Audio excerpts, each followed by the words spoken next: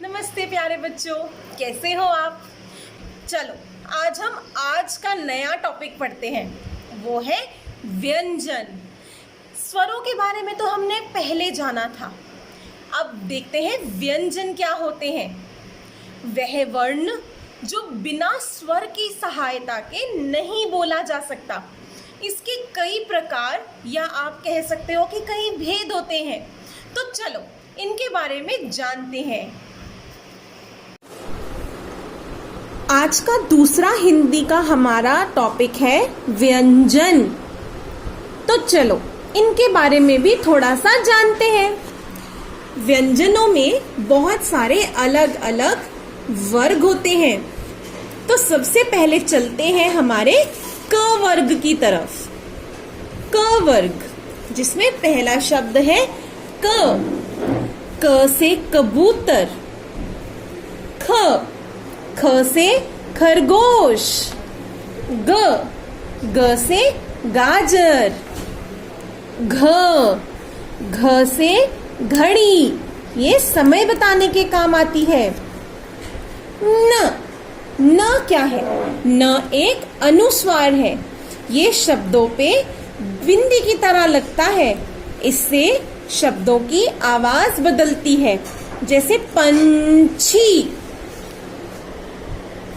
दूसरा है च वर्ग। च वर्ग में च से चादर। छ से छतरी, ये छतरी हमें धूप और बारिश से बचाती है। ज से जहाज, ये वही जहाज है जो पानी पर चलता है। झ से झंडा। इय से कोई शब्द नहीं होता, लेकिन ये शब्दों पर चंद्रमा बिंदु की तरह इस्तेमाल होता है, जैसे कि ऊंचा, जैसे कि झंडा। तीसरा है हमारा ट वर्ग। तो ट से होता है टमाटर, लाल लाल।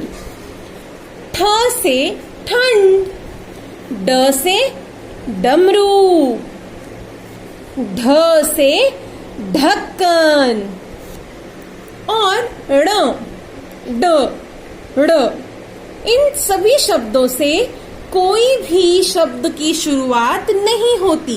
ये सभी वर्ण अक्सर शब्दों के या तो बीच में या फिर आखिरी में आते हैं, जैसे कि बाण, जैसे कि कड़ा, जैसे कि सीढ़ी। अब मैं आपको लेके चलती हूँ त वर्ग की तरफ। तो बच्चों, त से होता है तरबूज, ये एक फल का नाम है। थ से होती है थर्मस। द से दवाई। ध से धनुष। और न से नहाना, ये एक अच्छी आदत है। अगला वर्ग है प वर्ग।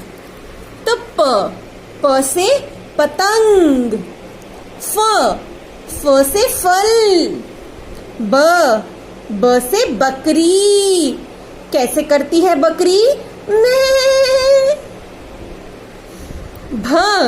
भ से भालू।